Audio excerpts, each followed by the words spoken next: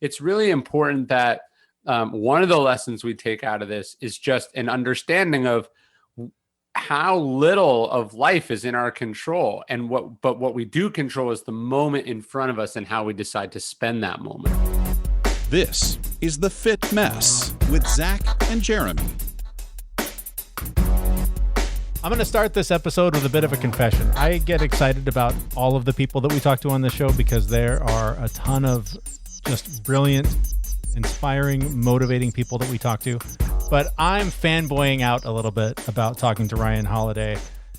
He has a brand new book. It's called Lives of the Stoics. And I've been reading Ryan's work for a long time. There are a number of books in the sort of self-help genre that I've read over the years, but his are the ones that even just the titles I carry with me in my head as I face whatever life throws at me, and his work has really meant a lot to me. So having him on our show this week means the world to me. Like if our show ended after this one, I talked to one of the people that has made the biggest impact on my life, and I consider it a success. But it's not ending after this. It's not. We have a lot of work to do still. However, I'm very excited that we get to talk to Ryan Holiday. We will share that interview with you in just a little bit. But first, this is The Fit Mess. My name is Jeremy, and his name is Zach. What's up, everyone? And I want to start with his books. There's one that has been by my bedside for I don't even know how long, and I read it every single day. And it is The Daily Stoic, and it is just essentially brief quotes to read at some point in your day. I like to read it both at night and in the morning to sort of evaluate how my day fit into the life I'm trying to live, and how the day that I'm about to experience is going to fit into the life that I'm about to live. I love reading this book because it is easy to just read. It's a page, maybe two if you're ambitious, but it is just full of wisdom and lessons that you can use to guide you on the path, again, of being the kind of person you want to be. Yeah, that's one of my favorites too. And have you read today's page yet? Nope, not yet. I'll read it to you because I just read it to Natalie. Because I can't read, so that'll be helpful. So it's Marcus Aurelius. And I think on another show that we did, I quoted him and then I said, I think he is a Stoic.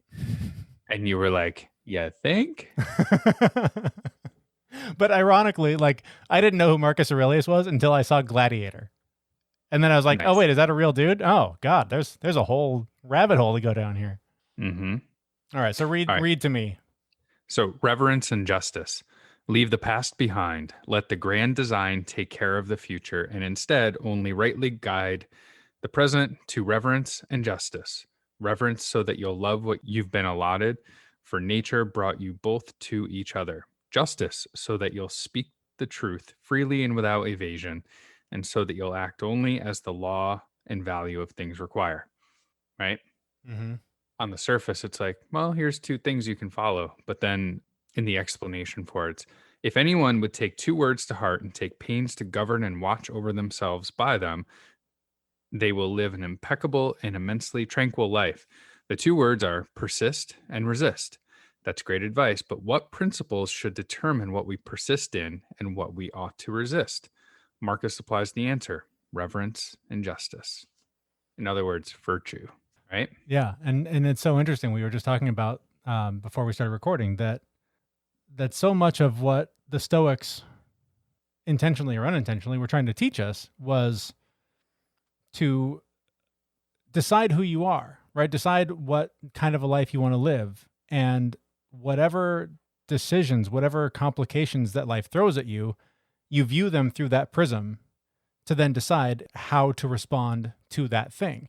And, I know for me, that's something I know for so many people. This isn't just me. Almost every conversation I've had lately has been with people who, because life is nothing like it was a year ago, is going, I made a bunch of decisions in my life leading me to that point to live that way. That doesn't fit this anymore. And so I don't know anyone who hasn't said, I'm thinking of moving, I'm thinking of changing my job, I'm thinking of putting my kid in a different school program. Like, everyone is reevaluating everything, and we're doing the same thing. We're looking at moving to a couple of different places, and it is the hardest struggle because almost every decision has a layer of good with bad. And trying to figure out what's the best thing to do here has to come from a central set of principles. Mhm. And how is this decision going to fit into that? And if it doesn't, then the answer is no. Mhm. But that's such a hard thing to figure out while you're still sort of formulating who the person is that you want to be. Right. And sometimes you have to take it back down to there's an exercise I've done a couple of times where, it's just a sheet of values. Mm-hmm. And you just go through and you circle the ones you like, the ones you are, the ones you want to be, the ones that are important to you. Mm-hmm. And you kind of you build a list of who you want to be based on what you've circled, Yeah. right? And Yeah. then you can translate your life into those values. Yeah. It's And interesting. it's such an interesting time to be looking at lessons that are hundreds and thousands of years old and yet address problems we're still trying to figure out as people. Yeah, they're super applicable to me today, just as applicable to me today as they were 2,000 years ago. Like, part of me always thought that living 2,000 years ago, life would be simpler, life would be easier, right? It's really about survival, right? You get Mhm. up, you do the thing that will get you the food that you need to eat, and then you do it all over again, right? Mhm. Mhm. But it's so far from the truth. I mean, like, we wouldn't have all of these words of wisdoms if the things that are going through our head weren't going through their head as well. Yeah. It's crazy. It's crazy that we haven't, like, there are so many things here that are basics. What was Marcus Aurelius? He was talking about just be a good man. Yeah, waste no more time arguing about what a good man should be. Be one. Let's look at that. This is not a political show. We're not taking sides politically. But with either presidential candidate that's on the ballot right now, supporters of both sides are going to look at the opponent and say, not a good man. Look at the problems. Look at the bad. Look at the history. Look at the way they behave, things they say, whatever. Both sides are going to find the horrible in whoever the opponent is. And Mhm. they're going to hang on to it for dear life. Rather than looking inside and going, who do I want to be as a person? Like, we attach so much to our leaders in this country that we sort of get lost in who we should be. And I think ultimately that is sort of the root of so many of the problems that we're having as a culture and getting along, is that we're so worried about what our team thinks Mhm. and pleasing the side that we've chosen and getting along with them, rather than going, oh wait, this makes me kind of a bad person to agree with this, whatever it is. Mhm. This is not, I could pick a side all day, but that's not what I'm here to do. Well, that brings up another one, right? Marcus Aurelius also says, it never ceases to amaze me. We all love ourselves more than other people, but care more about their opinions than our own. That's one that every time I stumble across it, like I judge myself, my success, my happiness against things that other people have all the time. And it's such bullshit. It's total bullshit. It's all inside. Yeah. I mean, there are people that I compare myself to that on the surface have much more than I do. But then they will turn around and say to me that they envy something about the way I live my life or a success that I've had or whatever. And I just think, how that doesn't even register. Like, I look at you and go, that's how I should be living. I'm failing because I'm not doing what you're doing, and they're doing the same thing to me. And I'm just like, I'm baffled by that. That takes it like full circle back to gratitude Right. and being grateful for Yes. what you have. Just the little things, right? There's another quote that I'm going to totally butcher at this point in time, but it's very little is needed to make a happy life. It is all within yourself and your way of thinking. You don't have to compare yourself to other people. You simply don't have to. It's a choice that you're making. And that dovetails perfectly into this one that I love. And I try so hard to remember. Like, I'm not one of those guys that can pull a movie quote out of every movie I've ever seen. Like, it's so hard for me to retain them. But when Unless it's Star Wars. And even then, I have moments. But I love this one. Choose not to be harmed, and you won't feel harmed. Don't feel harmed, and you haven't been. It's all about just accepting your responsibility for the way you react to whatever the situation is. no one has the power to hurt you. No one has the power to make you feel anything. You choose. And that's, I mean, I'm saying that out loud, and that's still hard for me to own because I lost control today.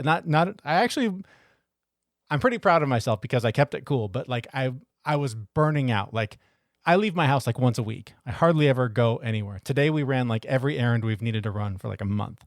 And we're in the car and the kids are screaming, they're singing, they're babbling, they're making sounds, doing things.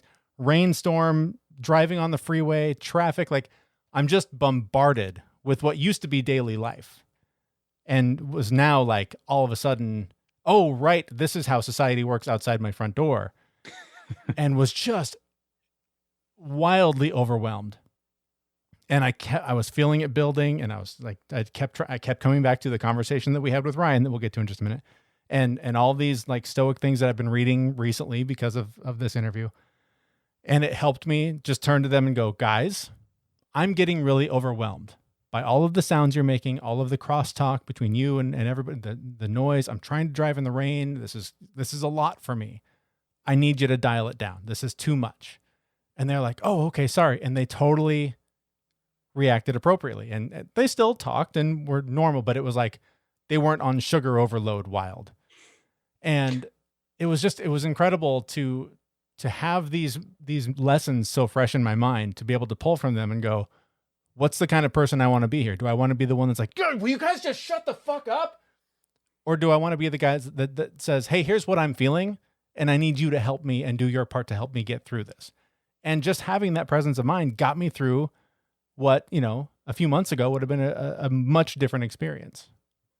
It's amazing how other people react to how you're feeling if you can phrase it appropriately. Yeah. When I give feedback to people at work, I like giving positive feedback and negative feedback. But when I give any kind of feedback at work, I follow a formula, and that formula is when you do X, I feel Y. Instead of just saying something like, hey, you were late for the meeting. Hey, you didn't do the report you said you were going to do, right? If you throw in, you did that thing and it made me feel X, like it made me feel like I can't count on you. It made me feel like I need to look somewhere else to get this job done, right? It really hits home with people. So no, that's so true. There are so many things in my work life that I go, what's the point of this? Is dumb. And I will give it that energy. But if it's somehow letting someone else down in that way, and they could articulate, I need you to care about this, even though it seems mundane because X, suddenly it's not this pointless thing that I have to do every day. And even talking to my kids the other night, they were at each other, and I kept asking them what's wrong. And they would recite the story of what just happened. Oh, well, she did this and she threw this at me and she hit me. I was like, okay, but I don't care about all that. How did it feel? And they got down to, I felt like she didn't appreciate what I did for her, or I felt like I wasn't being seen, or I wasn't being heard. And when I could see when they heard how their actions were making the other feel, there was a switch that flipped, and they're like, oh, wow. And my oldest daughter even said, God, you're pretty good at this feeling stuff, Dad.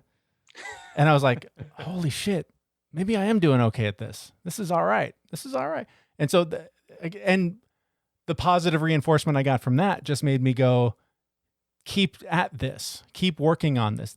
Showing her that at my age, I'm getting my feelings under control is going to go so far in helping her figure out how to do it for herself. And she's getting, guidance at a much younger age than I am on my own, in my 40s trying to figure this out. Right. We have children, and some of this stuff is sometimes the best way to learn something is to teach someone else, even if you're not an expert in it, right? So by teaching my daughter some of these ways to deal with her feelings and her anxiety, it's actually reinforcing it in me and making me think about it more. So I put more into practice. It's other than the tax breaks, children do have another benefit. Well, on that note, talking about, the teacher-student relationship, we have a fascinating conversation with Ryan Holiday that we want to share with you now. And one of the things we get into with him is that very question: has he learned more in sort of teaching this than he has as a student? And his perspective on this is interesting. And he'll talk about how he, really approaches this as a student and is sort of sharing with the world what he's learning as he goes. And we'll let him explain that a little bit more. But his new book is fantastic. It's fascinating. It is full of amazing historical stories of some of the original Stoics that he references so often. And yeah, I really, maybe it's just because I just got done watching Cobra Kai recently, but I felt very connected to Karate Kid as I was reading this, because I essentially felt like, oh, I'm reading a history book, but in that history is the lessons that I should be applying to my life. He doesn't come straight out and translate it for you. He says, here's what happened to these people, tells their story and moves on. And so it was very much, paint the fence, learn to block. It's a fascinating book. I hope you'll read it. We're going to give away a few copies. We'll tell you after the interview how to get a copy. And but to start the interview, I asked him about that Karate Kid analogy. Is that basically what he was going for in writing this book, Lives of the Stoics? That's an interesting analogy. I guess when I write, I'm obviously trying to impart information, but to me, unless that information is applicable in one's actual life, I don't really see the point.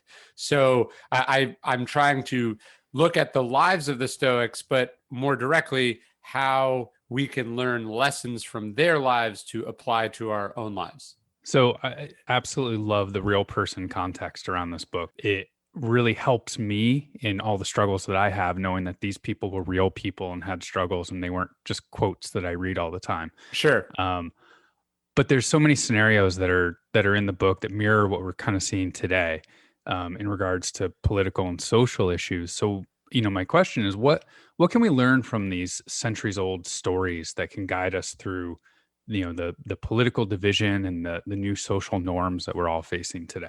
So not just political and social issues, but I mean, Marcus Aurelius was living during the Antonine Plague. And so the Stoics, it can feel like the ancient world was very, very distant, but in fact had all of the problems we have today, plus other problems. So I think what we can learn from them is sort of what do they bring to these situations? For the Stoics, the four virtues are courage, justice, self-discipline, and wisdom. And so whether they're dealing with a plague, whether they're dealing with social unrest, whether they're dealing with the temptation of luxury and success, the Stoics were trying to always apply those virtues. Marcus Aurelius writes, just that you do the right thing, the rest doesn't matter. I think you're seeing a lot of people today struggle with, well, here's the party that I identify with, and that's sort of in conflict with what I believe inside, and struggle to sort of reconcile those things. Or they say, look, like I have to make a living, I have to do my job, but now my job is in conflict with, the lessons that I teach my kids. What do I do? And I think what the Stoics would say is, look, you got to do what's right, sort of let the consequences come what may, and that you got to believe that you're going to be capable of handling those consequences and surviving them. You mentioned surviving and plague, and we're all trying to do that right now with our own more than 200,000 dead Americans. You make the point that history sort of goes on with or without us. 200,000 people are not going on with this. Where do we, I guess, what lessons can we pull from them, from the Stoics that can help us sort of find calm and acceptance that we might not make it through this as individuals? The idea of memento mori is sort of a really profound Stoic practice. I think the reality of the pandemic has brought death closer to a lot of people, both literally, but also it's forced us to wrestle with our mortality a little bit, sort of more than we ordinarily would be. I think what the Stoics want you to realize is like, hey, sure, you could die in this pandemic, and that's why you got to be careful, and it's why you want to make sure you're on top of things, and you're not taking people for granted. But you could also get hit by a bus tomorrow, right? You could also find out you have cancer tomorrow. And what they didn't want was for you to only then begin to start to value your time, what I mean? Or value your people, or value the things that you have been lucky enough to have and experience. So it's really important that one of the lessons we take out of this is just an understanding of how little of life is in our control, and what we do control is the moment in front of us and how we decide to spend that moment. If I can pick up on that for just a minute, because one of the things that I Sure. keep hearing as I ask more about that is everyone says, turn to gratitude, be grateful for what you have. Yep. And I keep doing that, but then every time I do, I feel like one of the things I'm grateful for has now been stripped away.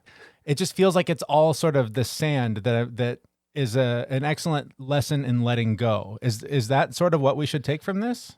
Yeah, I mean, there's a humility in that, the sort of seeing that you don't really have a firm grasp on any of these things.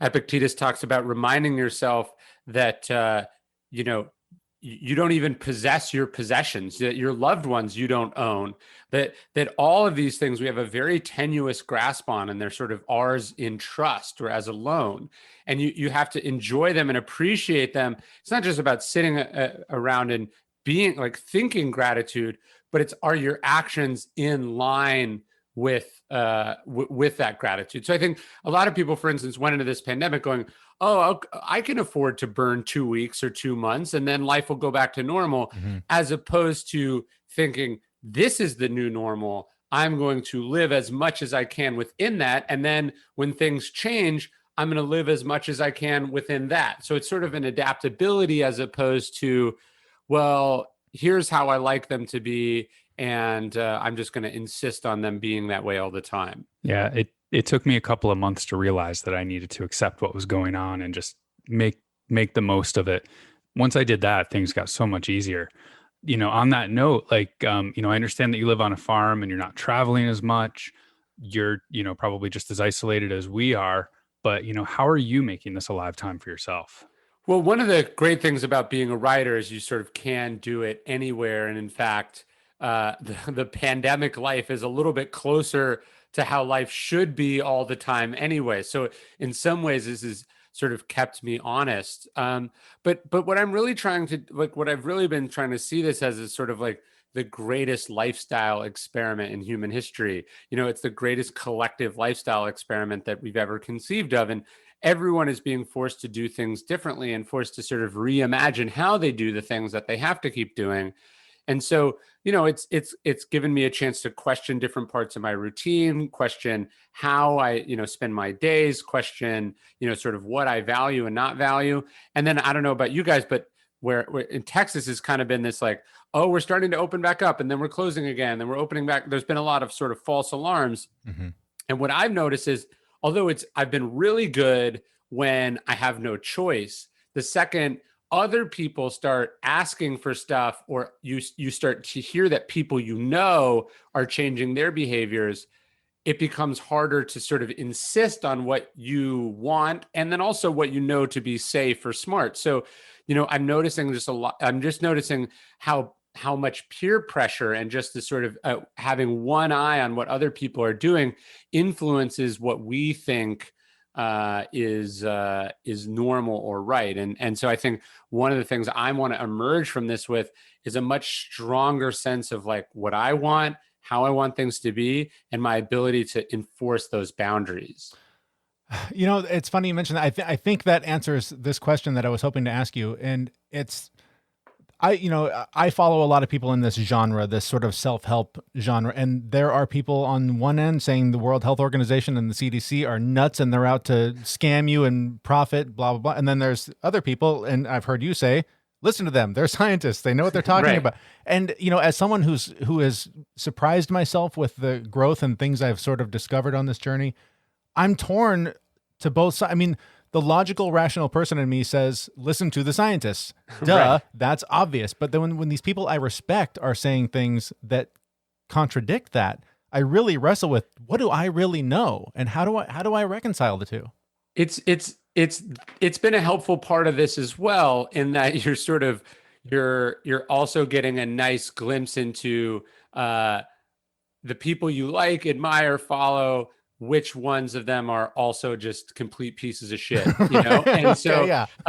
it's been interesting for me, like people that I'm friends with, people that I know, sort of behaving in totally self-absorbed ways, totally Yes. hypocritical ways, falling prey to nonsense or, conspiracy theories, or just at best sort of magical thinking. I've even had to wrestle with that with my own audience, right? Even before I came on, I was checking something on Instagram, and it was like, posted something very non-controversial, and there's just a whole flood of just like really bad stuff from people, and you just go, okay, like, this is why you can't do things for other people's approval, or because you like, this is why that it can't matter to you. You have to do and say what you think is right, and then tune out that other stuff. And it goes, I think, it goes to sort of the behavior on the pandemic. It's like the reasonable common sense sort of prescriptions for how to survive this, how to keep yourself safe, how not to spread the virus are very straightforward.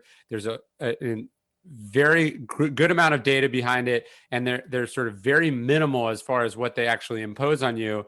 And then so you're sort of going along on that, but you realize it's actually the people who are just sort of quietly doing the right thing you're not hearing from. What you're hearing from are the crazy people, or the shameless people, or the totally clueless people. And so that can be really misleading and disorienting, because it's really hard to just go like, okay, wait, why do I believe what do I believe, or what I believe? Why is this important to me? Why am I doing this? And then you have to stick with it, even though you might get laughed at. Or, I mean, one of the things I've really taken out of the pandemic has been good for me, to go back to this point about boundaries, is like, my instincts have been really good. And every time I've stuck with those instincts, I've tended to be proven right. And so a good thing I'm taking out of this is like, oh, when I feel this way in the future, I just need to listen to that voice. I can't let other people persuade me off of it, because they don't really know. On that line, and sort of veering away from COVID, as someone who has spent a lot of time writing about Stoics, and there weren't a lot of people doing this, if you had written your first book and 8 people bought it, sure, would that have mattered to you? Would you have kept going as hard as you have? I think so. I mean, look, when I first even took that book to a publisher, they were like, and I was actually just hearing from my publisher, they were like, we were only humoring you. Like, we thought it would fail, and then you would go back to writing the other kinds of books that you were known for writing. And so, I feel like obviously I persevered through that. But although The Obstacle is the Way, which is my first book about Stoicism, has since sold very well and continues to sell well, when it came out, it wasn't that it was a failure, but like, it took 5 years for it to hit the bestseller list. So I wouldn't say there was like a period in the wilderness, but there was a period where the evidence was not emphatically in. And one of the ways that I got through that was I was just busy continuing to do the work. And you do want to get to a place, ideally, where the results outside of your control are not determining whether something is good to you or not. I asked some folks sort of online if they had a chance to ask you something, what would they ask? And this one stood out to me is, have you learned more as a teacher than you have as a student in this field? Yeah, absolutely. I hope it comes across that I'm not writing about Stoicism from the position of a Stoic, but I'm writing about Stoicism from the perspective of a student of Stoicism. So, and actually Seneca talks about this idea that you learn as you teach. I'm writing about and exploring the ideas in Stoicism. That's why I'm not a character in the books, but that I'm looking at historical figures who have sort of proven the ideas, or seem to illustrate the ideas. So it's as much an exploration for me as for the reader. And ultimately, I do think that's kind of why they resonate, because there's at least one test case for which these ideas are relevant, and that test case is me. Sure. And as a student of it, and father of young kids, how has it shaped you as a father? Well, it's a constant challenge. I mean, just being a person is a constant challenge, but I think being a father forces, or a parent forces you to, one, re-examine and re-understand your own past. It forces you to really, like, you see so much more clearly the effect that your actions have on other people. And, it's like, you lose your temper at an adult, they're an adult, so maybe you get that back at them. If you lose your temper at a child, you see the effect that it's having on this person, a person that you not only don't want to hurt, but whose job it is for you to protect. And it's just like this sort of perpetual look in the mirror that I think it either makes you better or you or you have to completely tune it out. You know what I mean? So I think obviously some parents are so struggling with their own issues that they're really not doing a good job, and then I think other people are really transformed by the experience of going through it. And I'm trying to be transformed. That sounds As we familiar. are That too. sounds familiar. Yeah, of course. Well, we're at the end of our time. Any sort of final takeaways? Anything you want people to know as they consider picking up the book? Yeah, I mean, there's this great line from Seneca. It says, "Only those who make time for philosophy are truly alive." I think this idea that you have to make room in your life for study, for thinking, for reflection, for self-improvement is really, really important. It's like people go, "But I'm too busy," and then you're like, "Okay, but how much cable news do you watch? How much time do you spend on social media?" Like really, really building an active practice in your life where you're working on getting better. That's what philosophy is. It's not what they do at Harvard. It's you sitting alone with a book and, sort of having a conversation with someone who lived 2,000 years ago.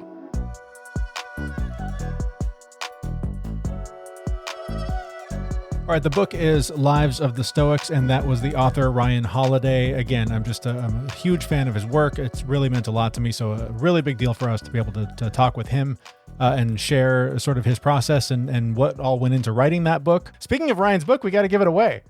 We've got several copies of Lives of the Stoics, and we want to give them to you. What we need you to do is go to our website, sign up for the newsletter that we give you, and what we're trying to do more and more as we go on with the show is whenever we talk to these authors that put together these brilliant pieces of work, we want to share them with you. And we're going to share them with the people that are signed up for our newsletter. So we will draw randomly folks from that each week, and we'll send those out to the various winners. So go to our website, thefitmess.com, and we will try and get you a copy of Lives of the Stoics by Ryan Holiday, which, by the way, I still can't believe that interview happened. I mentioned at the beginning, I'm such a big fan of his work. And so this is, I hope that you got as much out of this interview as we did in talking to him, because he's just a fascinating dude. And I'm just so thrilled to have had the opportunity to talk to him. And I hope we get to do that again. All right. Now, before we go, Zach, it is challenge time. All right. So I'm going to challenge myself to something this week. And I've had a couple of injuries that have really kept me out of the gym. And I could be doing modified workouts, but I'm not, because I like to do the full workout. I like to do, 100%. And, also going to the gym and working out with other people with an injury, knowing I have to modify, like my ego got in the way of that. Right. Sure. I didn't want other people to see me not doing everything to its fullest extent. And it kind of brought up my favorite quote from Seneca, which really helps me manage my anxiety. It's, "We suffer more often in imagination than in reality." In my mind, I was already suffering that people would see me modify, like instead of running, I'd be on the bike, or, not lifting as heavy a weight that I used to be able to, because, I haven't lifted anything in 4 weeks. And I suffered for weeks on that before I really just said, screw it, go to the gym. And who cares what other people are thinking, or even no one's looking at you. No one The cares. workout's that hard. Yeah, that's my favorite Right? part, is that almost always nobody is even looking at you. They're so worried about what you think of them. They're not even giving a second thought to what you're doing and thinking Exactly. badly about it. It's so funny how we do that to ourselves. Yeah. So that quote is really, that's my anxiety in a nutshell, right? Whatever the reality of whatever situation is that I'm about to go into, I suffer mentally in, thinking about it, planning it, how I'm going to look, what other people are going to think of me. Like all the quotes that we talked about during this show, like run through my mind and cause me to suffer greatly before anything has ever even fucking happened. Yeah. Yeah. I get hung up on, like, I'll definitely worry about what somebody thinks, but I'll take it to the next level of, they're going to ask me why I'm doing something differently. And then I'm going to have to explain, like, and especially the injuries that I've been carrying for the last few weeks. Like, I literally hurt my tailbone by sitting on a bad chair for a few weeks, but I don't want to have that conversation with whoever I'm working out in front of, whether it's, at home. I don't want to, well, yeah, I got this dumb injury where I did this thing. Oh yeah. Oh, that's pretty crazy. Yeah. Isn't it though? Like, I just don't want to go through the gymnastics of that. It's ridiculous So that's where I get hung up. But similarly, I've got these injuries, and even though every day in my journal, and I do want to mention journals really quick, I write down, find an exercise that you can do without hurting yourself. So I don't do it because automatically in my brain, whatever exercise I find, it's going to hurt. So just don't even bother, because you're going to just hurt yourself. And that has been this awful crutch that I've been leaning on for weeks. And now today I feel like crap. I've eaten like crap today, and I'm paying for it because I'm not doing the things that fit the person I want to be. Today I didn't pick up the food and go, does the person you want to be want to eat this? I just went, oh, that looks good. Oh. So the lessons of all of this stuff we've been talking about, they work on that basic of a level, and also where do I want to live and what do I want to do with my life level? Like it applies universally. So the short version of all of the words that I just let fall out of my mouth is that my challenge to myself is similar. I'm going to actually find an exercise that I can do every day. And even if it's just walking a little farther than I have, but I've got to do something to move my body because I'm not doing myself any favors. But I did want to mention quickly, because journaling to me is a huge part of this, and being the person you want to be. And every single day when I wake up, I write down sort of my schedule, the way I need things to go, the priorities that I have, the ones that are non-negotiable that have to get done, the ones that, if I don't run out of time, whatever. And it is amazing how taking that 5 or 10 minutes every morning sets me up for not reacting to my day. It sets me up to create the day that I want. And yes, every day something in the schedule goes wrong. Every day something that was non-negotiable becomes negotiable because time gets in the way. But I would rather react that way than to just sort of wake up and go, well, what's coming today? And just all day be swatting flies, trying to react to whatever life throws at me. That's probably a whole other show, but just the pressure that we're constantly under to grow and be better and get a better job and make more money and buy the bigger house. Ryan even mentioned it in the interview, like this pandemic lifestyle is a little bit more the way we're supposed to live, a little bit slowed down and sort of taking stock and going, what I have is good enough, and I don't need to constantly be pursuing the next thing. It's an important lesson, I think, that we can all take from not only what Ryan writes about and from the Stoics, but from this experience. Yeah, it's changed my life in the last year. I mean, you can probably attest to it. I run fast, mm-hmm. and I switch from one thing to the next, to the next, to the next. And it's been interesting because over the last, the entire summer was all about taking care of my lawn. And that was so frustrating, yet really relaxing and just really nice. Mm-hmm. It was fulfilling. There's something about those tasks that is almost Buddhist, where it's like, this is the thing I need to take care of. You can focus on it for a brief amount of time and then sit back and look at the fruits of your labor. When you can throw yourself into something like that and you're not constantly pulled from thing to thing to thing, that's, again, I just think that's sort of more the way we're supposed to live. And we've gotten so caught up in this consumer driven, constantly, outdoing your neighbor or getting the next coolest gadget thing. I don't think that's healthy. I don't think that's what we're here for. And this is, I think this is kind of the earth, the universe, your God, whatever you want to choose, but it's fate saying, hey, you guys should have turned left back there. And since you didn't, you've all been sent to your room to figure it out. And now we're still trying to figure it out. Just think of this quote from Marcus Aurelius. When you arise in the morning, think of what a privilege it is to be alive, to think, to enjoy, and to love. Period. Yeah, that's all you need. That's it. So if you're looking for a way to sort of implement, a lot of these teachings, to me, that is a really basic one where you don't have to be an expert in Stoicism. It's literally just, what do I want out of this day, and writing it down. What are some things that I'm waking up grateful for? Writing it down. and checking in at the end of the day. How did I do with all of that? To me, that has been one of the biggest game-changing things that I've done in my life. So if you take anything away from this, buy Ryan Holiday's book, but then also use a journal to plan your life so that you're not just reacting to life. Could not have said it better myself.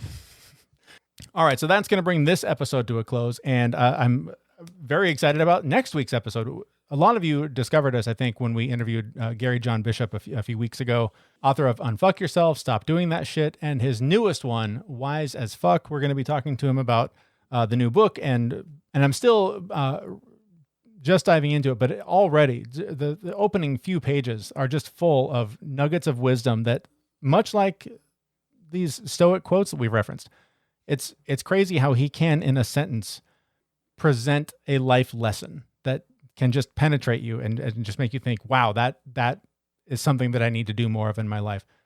A great dude, a really fun interview. I'm going to have to hide my guitar because it hangs in the background of our Zoom calls, and he likes to make fun of my guitar, as we found last time.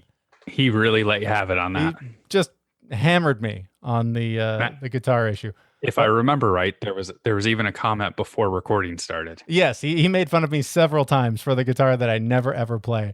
So I'm really excited that we get to talk to him again. His last book was his audiobook was fantastic. The new book is great as well. So we will talk to him on the next episode that will be available Wednesday at our website, thefitmess.com. Thank you so much for listening. Thank you so much for subscribing and for any ratings or reviews that you may choose to leave.